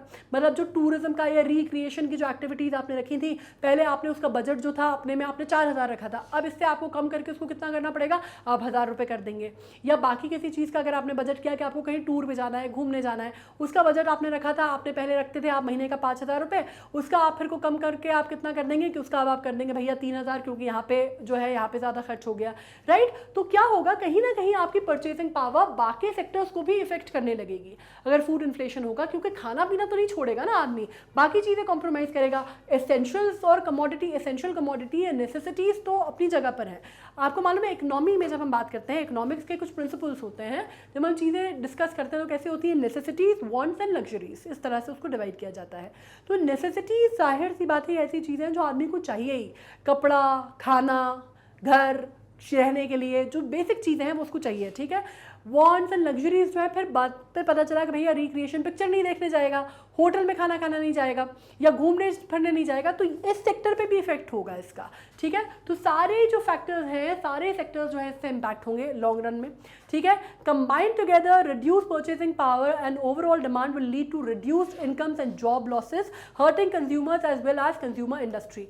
और इससे क्या होगा, इससे ये होगा कि जैसे एक होटल मान लीजिए, ठीक है, अभी कोई होटल है जहाँ पे भाई लोग जो, जैसे मैंने आपसे कहा कि भाई आप लोगों के पास पैसे नहीं बचे, या रिक्रिएशन की अगर हम बात करते हैं, मूवी थिएटर मान लीजिए, ठीक है, मूवी थिएटर, अब भाई लोगों के पास इतने पैसे नहीं बचे, उनकी इफेक्ट हुआ है, इतने पैसे नहीं बचे कि मूवी में थिएटर में जाके मूवीज़ देखें। एक तो OTT प्लेटफॉर्म्स वैसे ही आ गए हैं ना, तो वैसे ही बहुत ही कम मूवीज़ होती है जो लोग जाके थिएटर में देखते हैं। कोविड के टाइम पे तो और ही ज़्यादा चीज़ें ख़राब हो गई हैं, इन जनरल भी, लेकिन मैं बोल रही हूँ, ठीक है। तो क्या होगा कि आपके पैसे कम बचे, तो अब क्या होगा कि लोग, जाहिर सी बात है कि जो देखने जाते हैं उनको लगता है यार नहीं चलो इस साल, इस महीने बजट नहीं है, अगले महीने देखेंगे या बाद में देखेंगे, TV पे आएगी कभी तो देख लेंगे, या OTT पे देख लेंगे, व्हाटएवर, है ना, डाउनलोड करके देख लेंगे, ठीक है। इस तरह की बातें होती हैं। तो क्या हुआ कि वहाँ पे मूवी थिएटर लोग नहीं पहुँचे, क्या होगा इवेंचुअली, एक आदमी के पहुंचने की बात नहीं हो रही है, लेकिन इस तरह की सोच सभी लोगों के दिमाग में आएगी। धीरे धीरे वो जो नंबर्स हैं, सीट्स खाली रहेंगी, शोज़ खाली जाने लगेंगे, शोज़ कैंसिल होने लगेंगे। इवेंचुअली एक टाइम होगा कि मूवी थिएटर जो है वो बेचारा घाटे में चला जाएगा। उसके बाद पैसे नहीं बचेंगे कर्मचारियों को देने के लिए, या रील खरीदने के लिए, या मेंटेनेंस के लिए, या इलेक्ट्रिसिटी का बिल देने के लिए। फाइनली वो धीरे धीरे या तो बंद हो जाएगा या वहाँ पे कुछ और खुल जाएगा। ठीक है, तो बात ये हो रही है बेसिकली कि इसकी वजह से लोगों की नौकरियां भी जाएंगी, व्यवसाय भी जाएंगे, ओवरऑल जो सेंटर्स हैं, जो ओवरऑल इंफ्रास्ट्रक्चरल डेवलपमेंट आपको दिख रहा है वो भी इफेक्ट होगा, और आपको कहीं ना कहीं एक चीज़ को करते करते दूसरी चीज़ जो है वो इतनी इंपैक्ट हो जाएगी कि फिर आप इसमें बैलेंस करने में लग जाएंगे। ठीक है, तो ये ओवरऑल जो चीज़ें हैं वो सबको हर्ट करने वाली हैं, पूरे की पूरी जो कंज्यूमर इंडस्ट्री है उसको एक तरह से हर्ट करेगी। ठीक है, अब reduced profit of companies in short term, some companies may see higher profitability by passing on the prices to consumers. In long term profitability get hurt due to overall demand reduction. ये same चीज़ वहाँ पे भी होगी भाई। कुछ time के लिए तो आप बड़े खुश हो जाएंगे कि आपने 10 रुपये की चीज़ जो है 15 रुपये में बेच दी। ठीक है, लोग ले भी लेंगे 15 रुपये में, लेकिन वो कितने दिन बेचारे 15 रुपये में लेंगे? एक उनका भी तो एक लेवल है ना, एक बजट है, उसके बाद वो नहीं ले पाएंगे। उसके बाद उनको लगेगा यार 10 रुपये में आती थी, क्यों जबरन 5 रुपये इसमें खर्च करूँ, कुछ और देख लेते हैं। तो ओवरऑल क्या होगा, लॉन्ग रन में आपको क्या होगा, उस पर्टिकुलर प्रोडक्ट की जिसकी भी आप बात करें उसकी डिमांड कर्व जो है वो नीचे चला जाएगा, है ना। डिमांड कर्व नीचे चला जाएगा और इससे लॉस किसको होगा? लॉस जो है वो उस कंपनीज को होगा जो कि या तो वो प्रोडक्ट्स बना रही हैं या बेच रही हैं। ठीक है, तो लॉन्ग टर्म जो है वो आपको उसके लिए भी ठीक नहीं है। रिड्यूस सेविंग, इन्फ्लेशन जो है वो हर्ट करता है, रिड्यूस करता है। अब क्या होता है, the real interest earn by them through bank deposit और अदर सिमिलर सेविंग इंस्ट्रूमेंट। अब क्या होता है कि भाई अब जैसे कि आपने मान लिया कि भाई 30,000 का आपका खर्चा है, या आपने बोला कि 15,000 रुपये किसी की मासिक आय है। ठीक है, अब उसने जो बजट उसने बेचारे ने बनाया था पहले कि भाई वो 3,000 रुपये का किराना ले लेता है, उसमें कुछ अपने बच्चों की फीस के लिए रखता होगा, कुछ मेडिकल नेटिग्रिटीज़ के लिए रखता होगा कुछ। अब क्या होता है कि अगर ये चीज़ें जो हैं, मतलब अगर आपका किराना बढ़ गया, आपकी जो दूध के पैसे बढ़ गए, आपके किराने के पैसे बढ़ गए, आपकी सब्जियों के पैसे बढ़ गए, अब खाना तो खाएगा ना, खाना तो खिलाएगा वो अपने परिवार को। तो होगा क्या कि कुछ चीज़ें अब ज़रूरी नहीं है कि वो उस 15,000 की आय में पूरा कर ही ले। कुछ ऐसी चीज़ें होंगी कि वो चलो फिक्स करने की कोशिश करेगा, कहीं कुछ कटौती करेगा, कहीं कुछ कम करेगा, लेकिन अगर वो नहीं हो पाया तो क्या करेगा बेचारा, उसकी जो सेविंग है, जो उसका रखा हुआ पैसा है, कुछ पैसे फिर वो उसमें से निकालेगा। जाहिर सी बात है कि अगर आप रोलिंग में पैसा नहीं चला पा रहे हैं तो आप रखा हुआ पैसा छुएंगे। रखा हुआ पैसा आप छुएंगे तो वो जो रखा हुआ पैसा है वो आपका नीचे जाता जाएगा, या फिर जो पैसा आप हर महीने सेव करते हैं, फॉर दैट मैटर 15,000 की आय है तो हो सकता है उसमें से वो 1,000 रुपये जो है वो हर महीने बचाता होगा, या हर महीने 1,000 रुपये जो है वो बैंक में रखता होगा कि ये मेरी सेविंग है। ठीक है, लेकिन क्योंकि ये खर्चा बढ़ गया है तो अब वो ये तो नहीं करेगा कि बच्चे जो हैं उनको भूख लग रही है और आप उनको खाना नहीं खिला रहे, या किराना जो है घर में आटा दाल चावल खत्म हो गया है और आप सोचोगे नहीं मैं तो 1,000 रुपये की जो है मेरी जो सेविंग है वो तो मुझे करनी है बैंक में। ये तो कोई नहीं करता, राइट। अब जाहिर सी बात है कि आप उस 1,000 रुपये को लेके जाएंगे और आप क्या करेंगे, आप आटा दाल चावल तेल जो भी आपको चाहिए वो आप लेंगे, तो वो 1,000 रुपये की जो सेविंग है आपकी वो मारी गई, राइट। तो आपकी कहीं ना कहीं आपकी सेविंग भी इफेक्ट होगी, कहीं ना कहीं आपका जो रखा हुआ पैसा है वो भी इससे इफेक्ट होगा। ठीक है, आपकी जो सेविंग इंस्ट्रूमेंट्स हैं वो भी इम्पैक्ट होंगे। तो आप कहीं ना कहीं अगर वो इम्पैक्ट होगा तो क्या होगा, लॉन्ग रन में बैंकिंग सेक्टर भी उससे इफेक्ट होगा। आपकी जो इन्वेस्टमेंट है, बैंकिंग सेक्टर्स हैं वो इफेक्ट होंगे। आपके पास जो कैपिटल जो इन्वेस्टमेंट हो रहा है वो भी नीचे जाएगा। ठीक है, तो आपको ये समझ में आया कि ये भी होगा। इसके कारण क्या होगा, reduced growth. To curb inflation and rising exchange rate, RBI needs to tighten its monetary policies. This is done by raising the interest rate, thus reducing money supply and economic growth in the immediate terms. अब क्या होता है, इसकी अगर हम बात करते हैं रिड्यूसेस ग्रोथ की, आपको मालूम है कि आप किसी भी चीज़ की अगर बात कर लेते हैं, इंटरेस्ट रेट होता है ना, आपको किसी ब्याज दर पे कोई चीज़ दी जाती है या ली जाती है। अब क्या होगा, जब ये चीज़ें होंगी तो आपको क्या करना पड़ेगा, RBI जो है, सेंट्रल बैंक ऑफ इंडिया जो है, उसको कर्व करना है इन्फ्लेशन को। तो वो क्या करेगा, RBI या राइजिंग जो एक्सचेंज रेट्स हैं उसको कर्व करना है, इन्फ्लेशन को कर्व करना है, तो RBI क्या करेगा, ये थोड़ा सा मॉनेटरी पॉलिसी को अपनी सख्त करेगा, खींचेगा थोड़ा सा, है ना, टाइटन करेगा। और उसके बाद उसका क्या होगा, उसके वजह से ये होगा कि इंटरेस्ट रेट जो है वो, this is done by raising the interest rate thus reducing money supply and economic growth in the immediate terms. ये करना पड़ेगा। ओवर ओवरऑल फूड इन्फ्लेशन अगर आप ये बात समझते हैं तो आपको समझ में आएगा कि हर इम्पैक्ट हर सेक्टर को, हर कंज्यूमर इंडस्ट्री को ये इफेक्ट करेगा, ठीक है। अगर आपने फूड इन्फ्लेशन अगर आपका बढ़ा, और इसी वजह से आज हम ये टॉपिक कर रहे हैं कि इतना इंपॉर्टेंट टॉपिक है, आपको अगर ये लग रहा हो ना कि फूड इन्फ्लेशन क्या है, प्राइसिंग तो बढ़ती रहती है, आलू के प्राइस बढ़ जाते हैं, उसके प्राइस बढ़ जाते हैं, उसके प्राइस बढ़ जाते हैं, हमें क्या करना, हमें क्या लेना देना है। आपको डिस्कशन ही इस वजह से हो रहा है कि आपने कभी इतनी गहराई में ये बात सोची थी कि आलू, टमाटर, प्याज की प्राइसिंग बढ़ना आपको या पूरी की पूरी इकोनॉमी को, ना सिर्फ इंडिया की, पूरी वर्ल्ड इकोनॉमी को, पूरे कंज्यूमर सेक्टर को कैसे इफेक्ट करता है, बेसिकली हम यही पढ़ रहे हैं, ठीक है। तो ओवरऑल फूड इन्फ्लेशन जो है वो डिमिनिश कर सकता है प्राइवेट इन्वेस्टमेंट को, और रिस्क ऑफ द कंपनीज जो है वो इंक्रीज कर सकता है सेक्टर्स के, और increasing price of goods and services in anticipation. और इस कारण क्या होगा कि एंटिसिपेटरी जो रिस्क है उसको देखते हुए प्राइसिंग जो है वो हाई हो जाएगी। Now steps taken to mitigate immediate inflation risk, कौन से स्टेप्स ऐसे लिए जा रहे हैं जिससे थोड़ा सा आप इसको मिटिगेट कर सकें, ठीक है। Exemption of custom duty and agriculture infrastructure development cess on 20 lakh MT yearly import of crude soybean and soy flour for next 2 years। ये बहुत इंपॉर्टेंट है, ये देखा जा रहा है। अभी तक अपन ने समस्या देख ली, अपन ने ये देख लिया कि उसके इफेक्ट कौन कौन से सेक्टर पे होंगे। अब अपन ये बात कर रहे हैं कि जब इन पे इफेक्ट होगा तो क्या स्टेप्स जो हैं वो लिए जा रहे हैं सरकार द्वारा इनको मिटिगेट करने के लिए, ठीक है। सबसे पहली बात यह है कि एग्जेम्पशन दिया जा रहा है काय पे, कस्टम ड्यूटी पे, ठीक है, और एग्रीकल्चरल इंफ्रास्ट्रक्चर पे डेवलपमेंट सेस जो है इसको घटा दिया गया है 20 lakh MT metric ton yearly import of crude soybean और सनफ्लावर ऑयल पे अगले 2 वर्ष के लिए, ठीक है। ये बहुत इंपॉर्टेंट है। लिमिटेशन जो है शुगर एक्सपोर्ट पे कर दी गई है 10 million metric ton for the current season, कि इससे ज़्यादा आप नहीं करेंगे। एक्साइज ड्यूटी जो है वो कट कर दी गई है पेट्रोल पे और डीजल पे, और इम्पोर्ट ड्यूटी जो है वो कट कर दी गई है पाम ऑयल पे, ठीक है। ये आपको मालूम है एक्साइज ड्यूटी कट जो है पेट्रोल पे, आपको मालूम है निर्मला सीतारमण जी ने जब ये बोला था तो उन्होंने कहा था कि भाई बाहर बाकी जो खर्चा है वो जो है वो सरकार जो है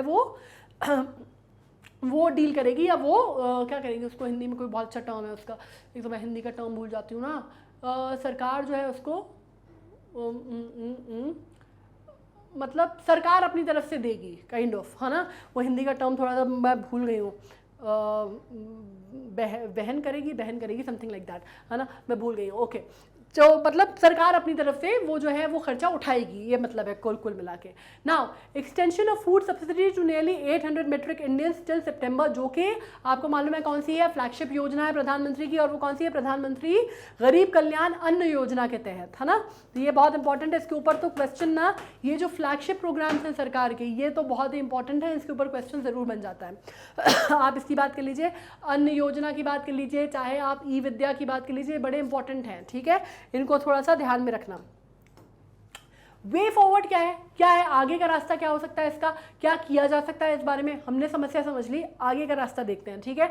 हाईलाइटेड इकोनॉमिक सर्वे 2021-22 के बाद में बात करते हैं, तो India needs a long term perspective to manage inflation from supply side factors. तो भैया अपन को अगर इन्फ्लेशन को मैनेज करना है तो अपन को सप्लाई साइड फैक्टर्स से करना पड़ेगा, और ये इन्वॉल्व करता है 3 मेजर स्टेप्स। कौन कौन से स्टेप? पहली बात है कि हमें कहीं ना कहीं अपना जो ऑयल प्रोडक्शन है उस पर हमें वर्क करना पड़ेगा, क्योंकि 60% ऑयल अगर हम बाहर से लेंगे तो आज रशिया यूक्रेन हुआ है, कल का कुछ और हो जाए, कोई भरोसा है दुनिया में क्या हो रहा है, राइट। तो कब तक हम दूसरों पे निर्भर रहेंगे इस तरह से? तो हमें क्या करना है, हमें किसी तरह इस सेक्टर में अपने आप को आत्मनिर्भर बनाना है ना। जैसा मोदी जी कहते हैं ना, आत्मनिर्भर भारत, तो आत्मनिर्भर भारत की शुरुआत हमको यहाँ से करनी है। हमको किसी तरह अपने आप को पल्सेस में और ऑयल में सेल्फ रिलायंट बनाना है, ठीक है।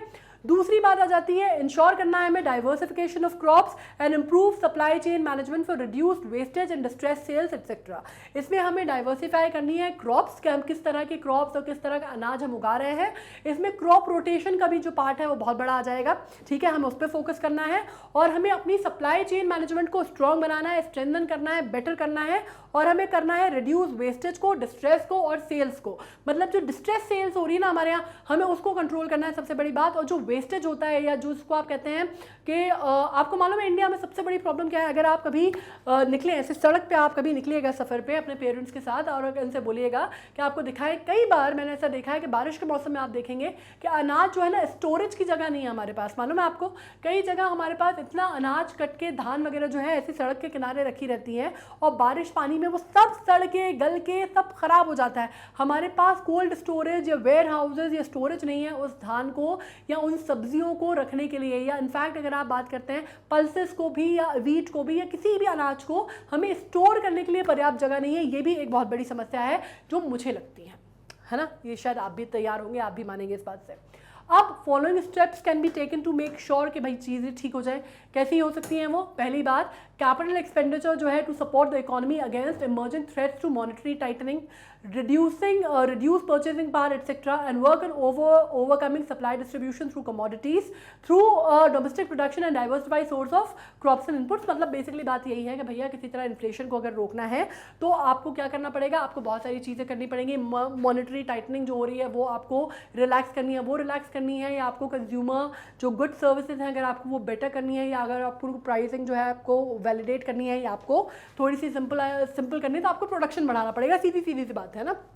डिमांड सप्लाई कर्व अगर आपको मीट करनी है, अगर आपको किसी चीज़ की प्राइसिंग को नीचे लाना है, तो सबसे आसान या सार्थक तरीका आप क्या बोलेंगे? किसी चीज़ की प्राइस क्यों हाई होती है?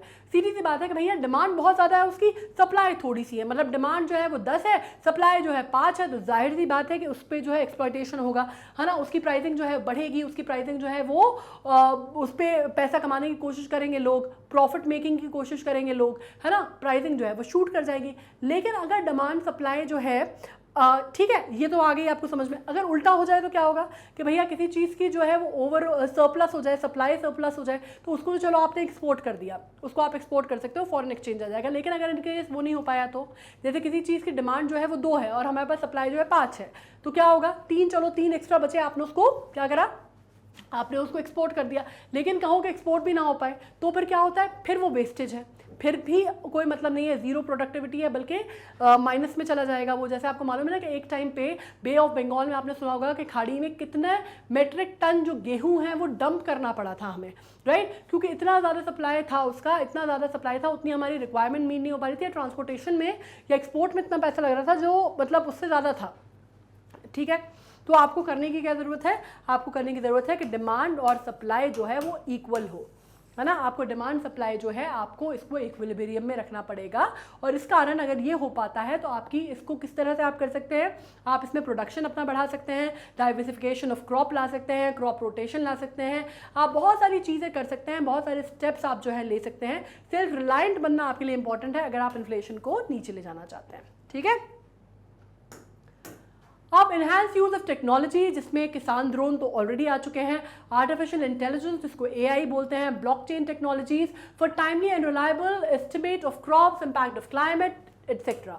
अब किसान ड्रोन्स की जब मैंने बात की आपसे, किसान ड्रोन्स बहुत ज़्यादा अभी चर्चा में हैं, मतलब बहुत ज़्यादा इसको बोला जा रहा है। किसान ड्रोन्स या डिफेंस ड्रोन्स भी बहुत ज़्यादा चर्चा में। डिफेंस खैर वो अपन बाद में बात करेंगे, डिफेंस सेक्टर की बात अभी नहीं कर रहे हैं, किसान ड्रोन्स की बात करते हैं।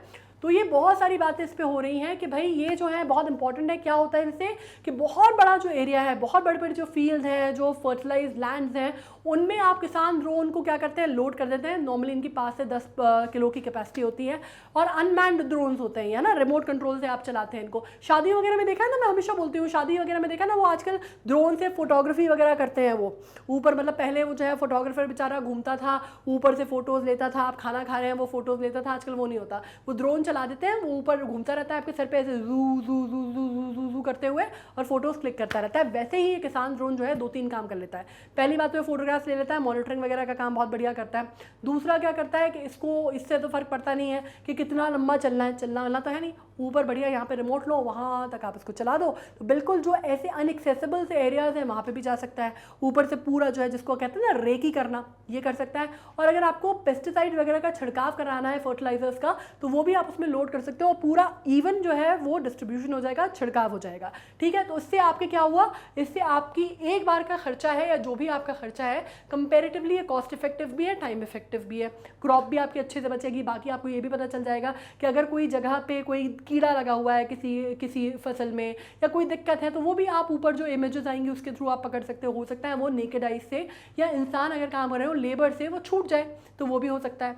ठीक है, दूसरी अगर आप बात कर लेते हैं तो इससे क्या होगा, आपको इम्पैक्ट पता चल जाएगा कि आपने क्लाइमेट में किस तरह का जो हालात है, सिचुएशन है, बाकी सारी आपको सिचुएशन पता चल जाएंगी। तो जो नुकसान हमें होता है वो नुकसान की थोड़ी भरपाई भी हो पाएगी, थोड़ी बचत भी हो पाएगी। ठीक है, इसके अलावा हम बात कर लेते हैं, it will help in creating climate smart agriculture model for better timing of the heat sensitive crops and also stimulate R&D effort to find heat resistance variety of crops. जैसे अभी आपको मालूम है R&D क्या होता है, रिसर्च एंड डेवलपमेंट। ठीक है, रिसर्च एंड डेवलपमेंट विंग्स होते हैं बड़ी बड़ी कंपनीज में, सब जगह होते हैं। तो इससे बेसिकली क्या होगा, R&D में आपको हेल्प होगी, रेकी करने में आपको हेल्प होगी, और क्लाइमेट स्मार्ट एग्रीकल्चर मॉडल जो है better timing of heat sensitive crop. अब वो क्रॉप जो कि हीट वेव में इफेक्ट हो जाते हैं या हीट वेव में खराब हो जाते हैं, जैसे अभी मैंने वीट का एग्जाम्पल आपको दिया था कि मार्च के टाइम पे वीट की जो फसल है वो कितनी ज़्यादा नुकसान हुआ उसको, क्योंकि लू की चपेट थी, है ना, हीट वेव के कारण। तो कम से कम आप वो चीज़ कर पाएंगे कि आप एफर्ट डाल सकते हैं heat resistant variety of crop बनाने में, या आप किस तरह आप समय को कम से कम काउंट कर सकते हैं, क्लाइमेट आपके हिसाब से आप फसल लगा सकते हैं। राइट, तो आपको थोड़ा सा एक साइंटिफिक एंगल मिल जाएगा in agriculture, in the field of agriculture.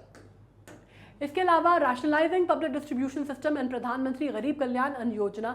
अब ये जो पब्लिक के जो फ्लैगशिप प्रोग्राम्स चल रहे हैं, ठीक है, इनको क्रियान्वयन करना इनका या इनको इम्प्लीमेंट करना at the level way it is needed, वो आपको बेटर करना है। कैसे करना है आपको, कि जो भी ये प्रोग्राम्स चल रहे हैं वो सही व्यक्ति को, सही आदमी को सही समय पे मिले, ये आपको सुनिश्चित करना है।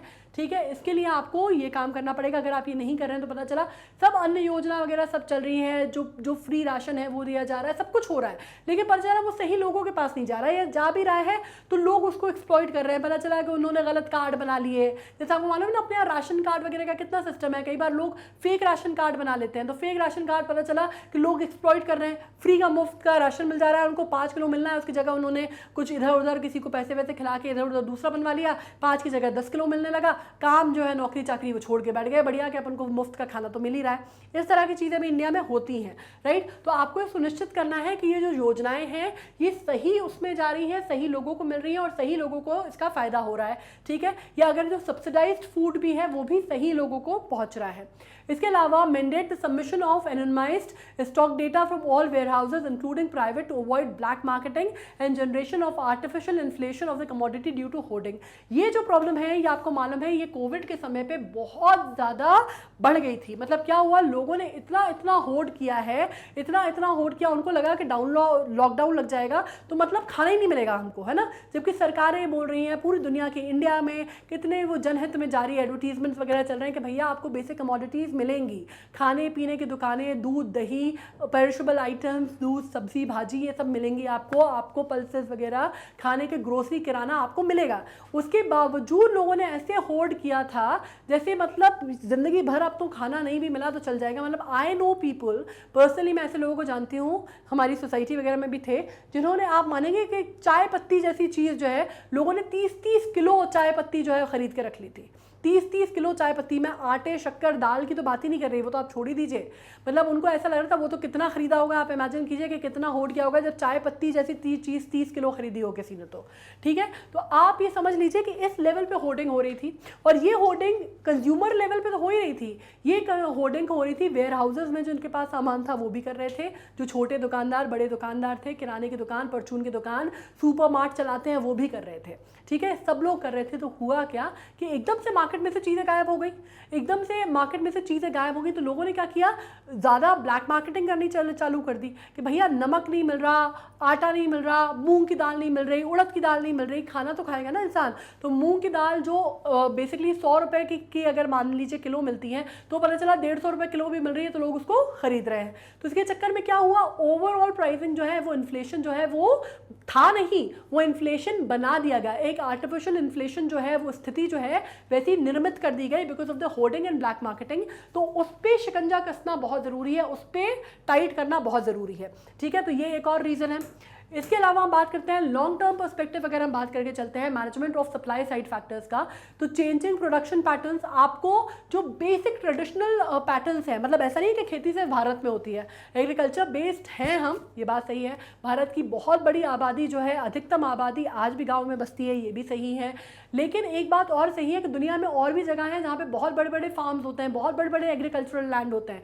यूएस वगैरह में अगर आप जाके देखेंगे या बात करेंगे तो वहाँ पे कई एकड़ के फैले हुए लैंड्स होते हैं, ठीक है, एग्रीकल्चरल लैंड्स होते हैं, लेकिन उनकी जो टेक्निक्स हैं यील्डिंग की, फार्मिंग की, वो बहुत एडवांस्ड है। तो हमें कन्वेंशनल से थोड़ा सा, ट्रेडिशनल से हमें थोड़ा सा एडवांस टेक्नोलॉजी की तरफ जाना पड़ेगा, क्योंकि हमें बहुत ज़रूरत है उस चीज़ की, राइट। सो आपको क्या करना पड़ेगा, encouraging farmers to shift from cultivation of rice and wheat to pulse and oil seeds. तो आपको जो होता है ना कि ज़्यादातर क्या होता है, कनक की फसल लगा दी आपने, या आपने धान बो दी, तो धान बो दी, उसके अलावा आपको थोड़ा सा अलग सेंस में जाना पड़ेगा। आजकल आपको मालूम है ना, लोग एवोकाडो फार्मिंग करते हैं, लोग मशरूम्स की फार्मिंग करते हैं, एंड रोज़ नई नई स्टोरीज आती हैं। आपने सुना होगा कि फेसबुक पे और सोशल मीडिया पे कि कितना लोग जो है प्रॉफिट कमा रहे हैं, कितना प्रॉफिट कमा रहे हैं लोग। अभी मैं पढ़ रही थी, किसी ने स्ट्रॉबेरी की खेती की है, स्ट्रॉबेरी की खेती से उसने कितना पैसे कमाए, या किसी ने अभी मशरूम्स जो है वो लगा दिए थे, या एलोवेरा की खेती की है। मतलब एलोवेरा तो ऐसा है जो जंगली है, अगर आप उसको घर में लगा दें तो वो उग जाता है, उसकी खेती करके एक आदमी कितना करोड़पति बन गया अभी कोविड के टाइम पे, राइट। तो ये जो चीज़ें हैं, थोड़ा ऑल्टरनेटिव सोच आपको रखनी पड़ेगी, और ये सब जो है वो सब तो ठीक है, इनसे बाकी इंडस्ट्रीज ऑब्वियसली जो है उनके लिए बेटर है, लेकिन मतलब एलोवेरा है तो ऑब्वियसली कॉस्मेटिक इंडस्ट्री के लिए बेटर है, या बाकी सारी चीज़ों के लिए ठीक है, that is wonderful, that is good. But अब बात किसकी हो रही है, बात अभी हो रही है कि बेसिक चीज़ें, तो आपको जो बेसिकली धान और जो गेहूं, इसके अलावा भी सोचना पड़ेगा। अब आपको बेसिकली ध्यान ज़्यादा जाना है आपका पल्सेस पे और ऑयल सीड्स पे, क्योंकि बेसिकली इन्हीं से आपका सबसे ज़्यादा जो प्राइस इन्फ्लेशन है वो यहीं से हो रहा है, ठीक है। तो आपको इस पे फोकस करना है। सरकार को ऐसी कुछ नियम, या आप कह सकते हैं कि कुछ ऐसे लुभावने कुछ वो देने चाहिए कि भाई लोग जो है थोड़ा इसकी तरफ मुड़े। अब सेकंड बात है calibrated import policy, adopt a long term consistent approach to address price rise instead of knee jerk reactions. ये बहुत इंपॉर्टेंट है कि आपको एक इंपोर्ट पॉलिसी जो है वो आपके जिसको आप बोलते हैं ना कैलिब्रेटेड होनी चाहिए। आपको एक स्टेबल, एक स्टेडी पॉलिसी होनी चाहिए। ये कभी कुछ नहीं होना चाहिए। वो जो है ना, वो जो स्थिरता है वो बहुत सारी चीज़ों की दिक्कत है। Now, focus on transportation and storage infrastructure for perishable commodities. आपको ट्रांसपोर्टेशन पे फोकस करना है, आपको इंफ्रास्ट्रक्चर, जैसे ये मैंने बात आपसे वैसे भी कही ना कि जो ट्रांसपोर्टेशन है वो आप कैसे उसको सस्ता कर सकते हैं, आप कैसे सस्ता कर सकते हैं, वो ठीक है, वो भी चलिए अपनी जगह पर है कि प्राइस की, अगर भाई पेट्रोल डीजल की प्राइस बढ़ी रही है तो आप उसको कैसे सस्ता कर सकते हैं, एक हद से ज़्यादा आप नहीं कर पाएंगे, ठीक है। आपको ये देखना है कि बहुत लॉन्ग रूट ना हो ट्रांसपोर्टेशन के, ठीक है, चीज़ें जो है वो आसपास मिल जाए। अगर अब वो भी नहीं हो सकता कि भाई अब सेब जो है वो तो हिमाचल में ही लगेंगे, या वो तो शिमला में ही लगेंगे, या वो तो कश्मीर में ही लगेंगे, अब वो चाहे आप तो आप यहाँ पे उगा लें, तो ऐसा तो हो नहीं सकता, राइट। तो चलिए वो आप ला रहे हैं, वो सब कुछ ठीक है, लेकिन बिचौलियों का जो मीडिएटर्स का जो मार्केट है उसको कंट्रोल करने की कोशिश कीजिए कम से कम, राइट, कि आप उसको किसी तरह कंट्रोल कर पाएँ। या आप क्या कर सकते हैं, आप इफेक्टिव यूटिलाइजेशन कर सकते हैं अपने फंड्स का आपको यूटिलाइजेशन कैसे करना है, मतलब जो भी आपके पास अमाउंट है, जो भी आपके पास पैसा है, उसको आप किस तरह से एलोकेट कर रहे हैं वो आप देख सकते हैं। और सबसे बड़ी बात जो मैंने आपसे कहा कि स्टोरेज की जब बात होती है, तो कोई भी वेयर हाउस होता है या स्टोरेज है, तो आपको वो रखना होगा, आपको वो इफेक्टिव स्टोरेज या वेयर हाउसिंग रखनी होगी, ताकि ये जो चीज़ें आप लाए हैं, पेरिशेबल आइटम्स है, पता चला कि आपने इंपोर्ट कर लिया, आप ले आए, आप कश्मीर से और आप हिमाचल से जाके आप सेब ले आए, ठीक है, लेकिन आपके पास यहाँ उसको स्टोर करने की या रखने के लिए कोई अच्छा इंतजाम ही नहीं है, कोई व्यवस्था ही नहीं है, तो फाइनली होगा क्या, तो आपके पास अगर सफिशेंट व्यवस्था नहीं है तो फाइनली वो रॉटन हो जाएंगे एप्पल्स, फाइनली आपको कितना नुकसान होगा और आपको उनको फेंकना पड़ेगा। ये तो मैंने एग्जांपल लिया आपको एप्पल्स का, ये हर चीज़ पे लागू होगा, ये हर पेरिशेबल आइटम पे लागू होगा कि आपको उसकी वेयर हाउसिंग की, स्टोरेज की आपको सही इस्तेमाल या सही आपको उसके लिए आपको आयाम जो है वो दिखाने होंगे, खोलने होंगे, ठीक है। Effective utilization of funds and scheme to improve agriculture infrastructure, आपको ओवरऑल एग्रीकल्चरल इंफ्रास्ट्रक्चर को सुधारने की ज़रूरत है। जिस ढर्रे पे अभी अपन चल रहे हैं उस ढर्रे पे चल के बात नहीं बनेगी। इंडिया की पॉपुलेशन आपको मालूम है, ये कही जा रही है कि अगले 5 साल में चाइना को क्रॉस कर देगी, राइट। तो अगर ये हालत रही तो हमारा जो प्राइसिंग है वो बढ़ती जाएगी और नीड्स जो है वो बढ़ती जाएंगी। हमें बहुत टाइमली एक्शन लेने की ज़रूरत है। इसके साथ हम आ गए हैं बहुत ही इंपॉर्टेंट टॉपिक के एंड पे, जो कि है फूड इन्फ्लेशन। हमने हर चीज़ समझ ली, हमने ये भी चीज़ें समझ ली कि हम उसको कैसे ठीक कर सकते हैं, क्या स्टेप्स गवर्नमेंट ने लिए हैं, क्या स्टेप्स लिए जा सकते हैं। इसको याद रखना, पढ़ लेना बहुत ज़रूरी है, ठीक है। अब जितना मैंने पढ़ाया वैसे मैंने पढ़ा दिया है, काफ़ी कुछ कन्फ्यूजन है, नहीं समझ में आया, कुछ चीज़ें होती हैं कि मिस हो गए, अपन चले गए, कुछ बिल्कुल एट स्ट्रेच पढ़ के अपन ने बैठ के नहीं देखा वीडियो। तो क्या करना होता है, तो एक्सेस करना होता है दोबारा वीडियो को। कैसे करना होता है, जाना होता है मैग्नेट ब्रेन्स की वेबसाइट पे magnetbrains.com पे, और उसको आप खोलेंगे। क्या होगा, जितने हमारे भी जो भी हमारे कोर्सेज चलते हैं, NTSC के, ओलंपियाड के, CUET के, जो भी है वो आपको मिल जाएंगे। आपको जाना है ओलंपियाड पे। ओलंपियाड पे जैसे आप गए तो इस तरह का पेज ओपन होगा जिसमें आपको यहाँ मिल जाएगा IGKO पे जाना है, वॉच नाउ क्लिक करना है, और चैप्टर वाइज समरी जो है ना, chapter wise video, sorry summary नहीं, वीडियोस आपको यहाँ मिलेंगे। इनको स्क्रॉल करते जाना है, और जो भी पढ़ना है वो आपको मिल जाएगा। सब कुछ सीक्वेंशियल ऑर्डर में, ऐसा कोई हैपहैज़र्ड नहीं है कि बहुत दिक्कत होने वाली है, ठीक है। अब खोलोगे, इस तरह का वीडियो खुलेगा, प्ले करना तो आपको आता ही है, यहाँ से आप प्ले करो, जितना देखना है देखो, नहीं देखना आगे बढ़ जाओ, ठीक है। कवर पूरा वैसे ही होगा, फेसबुक पे भी और आपको इंस्टा पे भी हमारे रेगुलर अपडेट्स मिलते हैं। यूट्यूब पे बिल्कुल सेम है जो कि हमारे चैनल पे है ना, आप जाएंगे, हमारा चैनल ओपन करेंगे, प्लेलिस्ट आएगी और आपको वहाँ पे सब कुछ मिल जाएगा। इसी वीडियो के डिस्क्रिप्शन में देखोगे तो उसमें पहले के जो वीडियो है उसकी भी लिंक मिल जाएगी, आने वाले की भी मिल जाएगी, ठीक है। बहुत ज़्यादा मेहनत नहीं है। कमेंट सेक्शन में लिख के मुझसे पूछ भी सकते हो अगर कोई दिक्कत है, आई ऑलवेज रिप्लाई, राइट। कोई प्रॉब्लम नहीं है, कोई दिक्कत नहीं है। IGKO का एग्जाम आने वाला है, अपन साथ साथ जल्दी जल्दी पढ़ाई कर रहे हैं। देखो क्या है कि अपन अभी अपना कंसेप्ट कंप्लीट कर रहे हैं एक साइड में, ठीक है। लाइफ स्किल्स की जो है वो भी आपको सेशंस हैं, इसी में मिल जाएंगे। बाकी लाइफ स्किल के भी सेशंस अपन करते हुए चलेंगे, उसमें कोई दिक्कत नहीं है। बाकी आपको मालूम है कि जो GK और करंट अफेयर्स है ये सबसे क्रूशल है भाई, इसको नहीं छोड़ सकते अपन, ठीक है। तो ये अपन को साथ साथ ही करना पड़ेगा, इसमें कोई कोताही नहीं बरती जा सकती, इसमें कोई ढिलाई नहीं दी जा सकती, ठीक है। अब डेट आ गई है तो बिल्कुल आप लोग एकदम तैयार हैं, आई एम श्योर। बिल्कुल pull up your socks as I say it every time and wait for the exam to come. हम लोग उसको साथ में क्रैक कर लेंगे। Meanwhile you have a good time, enjoy the rains, eat your pakoras, be good, लेकिन पढ़ाई साथ साथ में करते रहना है। Okay, thank you so much.